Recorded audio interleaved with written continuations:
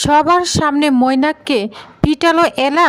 অন্যদিকে মৈনাকের সমস্ত সত্য ফাঁস করলো পুলিশের সামনে আলিয়া। হ্যাপি ভিউয়ার্স, এমনটি দেখা যাবে আজকের পর্বে। বিস্তারিত জানতে ভিডিওতে একটি লাইক দিয়ে পুরো ভিডিওটি দেখতে থাকুন। গল্পের শুরুতেই আমরা দেখতে পাবো এলা গুড়ার বাবাকে বলছে, আজ পর্যন্ত যে আমাদের সেন্ট জেমস অ্যান্ড জুয়েলার্সের জন্য সমস্ত গয়না ডিজাইন করেছে, যে এত বছর ধরে এত অসাধারণ ডিজাইন করে চলেছে, কিন্তু নিজে সবসময় আড়ালে থেকেছে। তার যোগ্য জায়গাটা পাই দেওয়া উচিত। হেড ডিজাইনার হিসেবে তাকে তার যোগ্য সম্মানটা দেওয়া উচিত। যা শুনে ঐশী তো অনেক খুশি হয়ে যায়। ক্রেশ তখন বলে, না না, আমি এত বড় রেসপন্সিবিলিটি নিতে পারবো না বাবা। আমার কোনো স্বীকৃতি আর সম্মানের কোনো দরকার নেই। ঐশী তখন রাগান্বিত হয়ে যায়, বলছে, তুমি চুপ করো, তুমি কোনো কথা বলবে না। গুড়া তখন বলে, এলা ঠিকই বলেছে, ক্রেশের যা প্রাপ্য ওকে সেটাই দিতে হবে।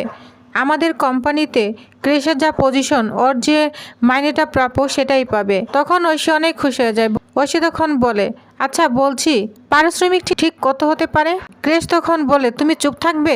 দাদাভাই আর বাবা যা ডিসাইড করবে তাই হবে, প্লিজ তুমি কোনো কথা বলো না। এলা তখন বলে, আচ্ছা ঠিক আছে, এখন তোমরা সবাই খেয়ে নাও, আমি বরং আলিয়াকে ডেকে নিয়ে আসি। গুড়ার মা বলতে থাকে, এলা কোনো দরকার নেই, ওনা এখন ঘুমাচ্ছে, ঠিক চলে আসবে, ছেড়ে দাও। সংযুক্তা তখন গুড়ার মাকে বলে, দিদি তুমি না ভুল ভাবছো, আমার মেয়ে আলিয়া উশৃঙ্খল জীবনযাপন করে না। হ্যাঁ, রোজ সকালে মর্নিং ওয়াক করতে বের হয়, মর্নিং ওয়ার্কে যায়। তখন এলা বলে, ঠিক আছে, আমি এখনই ফিরে আসছি। এটা বলে এলা আলিয়াকে ডাকতে যায়। এদিকে এলা আলিয়ার রুমে চলে এসেছে। এলা তখন আলিয়াকে ডাকতে থাকে, বলছে, আলিয়া উঠে পড়ো, ব্রেকফাস্ট করবে না? সবাই তো ব্রেকফাস্ট করতে চলে গিয়েছে। এলা তখন বলে, কি ব্যাপার, এত গরমের মধ্যে কাঁথা মোড়া দিয়ে শুয়ে আছে আলিয়া? চাদর দিয়েও কেন ঘুমাচ্ছে? শরীর খারাপ হলো নাকি? এই বলে চাদরটা উল্টে ফেলে এলা। তখন দেখে ওইখানে কেউ নেই, আলিয়া নেই, কুলবালিশ দিয়ে চাদর দিয়ে মুড়ানো ছিল। তখন তো অবাক হয়ে যায় এলা। তখন ওইখানে গুড়া চলে আসে। গুড়া বলে, সর্বনাশ হয়েছে এলা। এলা বলে, কি হয়েছে? আর আলিয়া কোথায়? কি হয়েছে ওর? এটা বলে ভয় পেতে থাকে এলা। এলা এবং গুড়া নিচে চলে যায়। তখনই যা দেখে অবাক হয়ে যায় এলা। আলিয়াকে অচেতন অবস্থায় বাড়িতে নিয়ে আসা হয়েছে। সংযুক্তা ছুটে এসে চিৎকার করে কান্না করতে থাকে, বলছে, আলিয়া কথা বল মা, তোর কি হয়েছে? ঠাম্মি কান্না করতে করতে বলে, দিদিভাই কিছু বলো না, কি হয়েছে তোমার? এরকম চুপচাপ করে কেন আছো? গুড়া তখন ধীরে ধীরে বলে, ও শক পেয়েছে, তাই ও কথা বলতে পারছে না। এ কথা শুনে সংযুক্তা ভেঙে পড়ে, বলছে, না না, এটা হতে পারে না।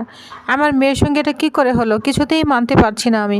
মা তুই কথা বল, একবার শুধু ওর নামটা বল, তোর অবস্থা কে করেছে? শুধু নামটা বল, তোর মা কথা দিচ্ছে ওকে একদম খুন করে ফেলবে। তখন মীরা বলতে থাকে, চিন্তা করো না, শখ কাটালেই না ও কথা বলতে পারবে। কিন্তু এলার মনে একটা সন্দেহ বয়েই চলেছে, আর মনে মনে বলছে, এটা নিশ্চয়ই মৈনাকের কাজই হবে। ঠিক তখনই বাড়িতে নেহা চলে আসে। সে বলে, আমার মনে হয় আলিয়া কোথায় যাচ্ছিল, হয়তো অ্যাক্সিডেন্ট হয়েছে। এলা তখন সঙ্গে সঙ্গে প্রশ্নের ছুড়ে দেয়, বলছে, তুমি কি করে জানলে? তখন যা শুনে নেহা একটু ঘাবড়ে যায়, না আমি শুনেছি। যা শুনে এলার মনে সন্দেহ বাড়তে থাকে। এলা তখন আলিয়ার পাশে বসে নরম গলায় বলতে থাকে, কাছের মানুষ যদি বিশ্বাসঘাতকতা করে, কষ্ট না সবচেয়ে বেশি হয়। আমি জানি, তোমাকে বলতেই হবে আলিয়া কি হয়েছিল। ঠিক তখন এখানে মৈনাক চলে আসে। সে কান্নার অভিনয় করতে থাকে, বলছে, আলিয়া কি হয়েছে তোমার? আর আলিয়া তো মৈনাককে দেখে ভয় পেতে থাকে আর মনে মনে খুব রাগ হতে থাকে, কিন্তু উপরে সে কিছুই বলতে পারছে না, নীরব হয়ে বসে রয়েছে। এদিকে এলা রাগান্বিত হয়ে মৈনাককে বলে, মৈনাক স্যার, কুমিরের কান্না বন্ধ করুন। এই সব কিছুই না আপনার কাজ, আমি বেশ ভালো করেই জানি। যা শুনে মৈনাক তো পুরোই চমকে যায়। তখন মৈনাক বলে, কি বলছে এলা, আমি কি করেছি? এলা তখন জোরে জোরে বলতে থাকে, আপনার জন্য আজালের এই অবস্থা। তখন মৈনাক রাগান্বিত হয়ে বলে, সব ব্যাপারে না এলা আমাকে দোষারোপ করবে না, বুঝতে পেরেছ? আমাকে সবার সামনে ছোট করতে চাও। এলা তখন বলে, আমি আপনাকে ছোট করছি না, সত্যিটা বলছি। আর একটা কথা মনে রাখবেন, আমি কিন্তু আপনাকে ছাড়বো না। এলা আঙ্গুল ধরে চিৎকার করে বলতে থাকে, আপনার জন্যই আলিয়ার এই অবস্থা। সংযুক্তা তখন বলে, কি বলছে এলা? ও তো আমার মেয়ের স্বামী, ও কেন এরকম করবে?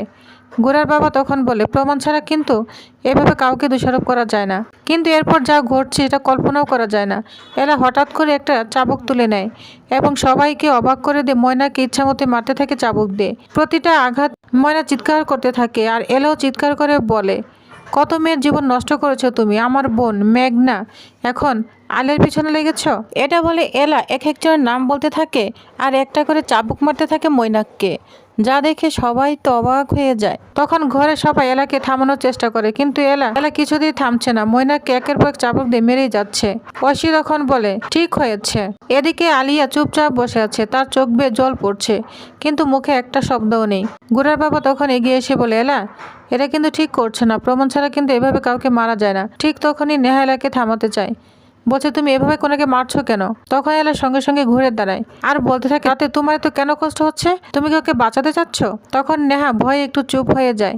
ঐশী নেহাকে টেনে সরিয়ে নিয়ে যায়, বলছে একদম চুপ, কোনো কথা বলবে না, যা হচ্ছে ঠিক হচ্ছে। ঠিক তখনই গুড়া এসে এলাকে ধরে, বলছে এলা আপনি কি করছেন? যদি মনে দোষী হয় আলিয়া বলবে, দোষী হলে ওকে পুলিশ শাস্তি দেবে, কিন্তু আপনাকে এভাবে কেন মারছেন? থামুন এবার। ঠিক তখনই আলিয়া হঠাৎ বলে ওঠে চুপ করো, যা শুনেতে সবাই চমকে যায়। আলিয়া তখন কাপা গলায় বলতে থাকে মৈনাককে আর মেরো না, ওকে ছেড়ে দাও। এলা দৌড়ে আলিয়ার কাছে চলে যায়, বলছে কি হয়েছে তোমার? তুমি ঠিক আছো তো? আলিয়া ধীরে ধীরে বলে আমি এখন ঠিক আছি, কিন্তু আলিয়া চোখে জল বেয়ে পড়ছে, তার চেহারা যেন ভয়ের একটা ছাপ বোঝাই যাচ্ছে। ঠিক তখনই আমরা দেখতে পাবো বাড়িতে পুলিশ ঢুকে পড়েছে। তখন অফিসার গম্ভীর গলায় বলতে থাকে ম্যাডাম, আমরা সিসিটিভি ফুটেজে দেখেছি আপনার উপর কিছু গুন্ডা হামলা করেছে। যা শুনে ঘরে সবাই চমকে যায়। অফিসার বলতে থাকে ওদের হাত থেকে বাঁচাতে গিয়ে আপনি দৌড় দিয়েছেন, আর তখনই অন্য গাড়ির সঙ্গে ধাক্কা লেগেছে, তাই তো? কিন্তু দুঃখের বিষয় এখনো আমরা ওদের ধরতে পারিনি। ঠিক তখনই গুনগুন চলে আসে। গুনগুন এসে বলে পুলিশ অফিসার এলাকায় অ্যারেস্ট করুন। সে আঙ্গুল দিয়ে এলাকে দেখাতে থাকে, আমার দাদাভাইকে দেখুন মেরে কি করেছে। মৈনাক তখন গুনগুনকে বলে আরো নাটক কর, আরো জোরে জোরে সিনকেট করতে থাক। তখন গুনগুন সিনকেট করতে থাকে, বলে এলা আমি তোমাকে না জেলের ভাত খাইয়ে ছাড়বো। এলা তখন বলে ওসব পরে হবে, আগে জানা যাক আলিয়ার সাথে কি হয়েছে। অফিসার আলের দিকে তাকে জিজ্ঞাসা করে আপনি এত রাতে বাড়ি থেকে কেন বের হলেন? গুড়া তখন বলে আজই তোকে বলতে হবে আলিয়া। আলিয়া তখন বলে হ্যাঁ আমি বাড়ি থেকে বের হয়েছিলাম, এটা সত্যি, কারণ আমি একজনকে সন্দেহ করেছিলাম। তখনই গুড়ার বাবা বলতে থাকে আচ্ছা আলিয়া তুমি কাকে সন্দেহ করেছ? আলিয়া তখনই মৈনাকের দিকে আঙ্গুল দেখিয়ে দেয়, বলছে মৈনাক। যা শুনে বাড়ির সবাই তো স্তব্ধ হয়ে যায়। গুনগুন তখন বলে দাদা তুই শেষ, তোর বই তোকে বিশ্বাস করছে না, এবার তুই কি করবি দাদা, কিভাবে সামলাবি? আলিয়া আরো বলতে থাকে মৈনাক বলেছিল তার মা অসুস্থ, তাই আমি ওর পিছু নিয়েছিলাম, কিন্তু হঠাৎ দুজন গুন্ডা এসে আমাকে গাড়ি থেকে নামিয়ে টানহেঁচড়া করে, আমি পালাতে গিয়ে দৌড় দিই। তখন এলা সঙ্গে সঙ্গে বলে মানে ওই গুন্ডাদের ধরতে পারলে সব সত্যি বেড়ে আসবে তাই তো? তখন আলিয়া মাথা নাড়ে, বলে ওরা আমার কিচ্ছু নেয়নি, শুধু আমাকে ভয় দেখাচ্ছিল। এলা তখন বলে মানে কেউ ইচ্ছা করে তোমাকে ভয় দেখাতে চেয়েছে, ঠিক তাই তো? আলিয়া তখন চুপ হয়ে দাঁড়িয়ে থাকে। এলা তখন বলে আমি ঠিক ধরেছি, মৈনাক সারি হবে। অফিসার বলে কিন্তু ম্যাডাম আপনি হঠাৎ করে মৈনাককে কেন দোষ দিচ্ছেন? এলা তখন বলে কারণ এই মিথ্যা কথা বলেছিলেন, উনি রাজা ভাইয়ের সাথে দেখা করতে গিয়েছিলেন। ঘরে আবারও চাঞ্চল্যকর সৃষ্টি হতে থাকে। ঠিক তখনই ঠাম্মি চিৎকার করে বলে চুপ করো তোমরা, একদম চুপ করো, বাড়ির জামাইকে এভাবে অপমান করবে না। সংযুক্তা বলে হ্যাঁ মৈনাক আমার মেয়ের যোগ্য নয়, কিন্তু মৈনাক তো আমার মেয়ের স্বামী, ও আমার মেয়ের ক্ষতি কেন করতে যাবে? অন্যদিকে নেহা চুপচাপ মৈনাকের কাছে ফিসফিস করে বলতে থাকে দেখেছো তোমার বই কিন্তু তোমার বিপক্ষে, এবার কিছু একটা করো।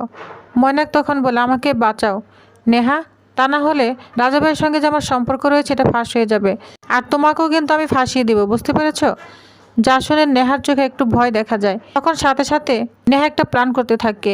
পুলিশ অফিসারের সামনে চলে আসে নেহা। এলা তখন পুলিশ অফিসারকে বলে আমি বলছি আপনি মৈনাককে অ্যারেস্ট করুন। ঠিক তখনই নেহা এখানে চলে আসে, বলছে মৈনাককে রাজাবের কথা আমি বলেছিলাম। যা শুনে সবাই চমকে ওঠে। এলা অবাক হয়ে বলে কি বলছো?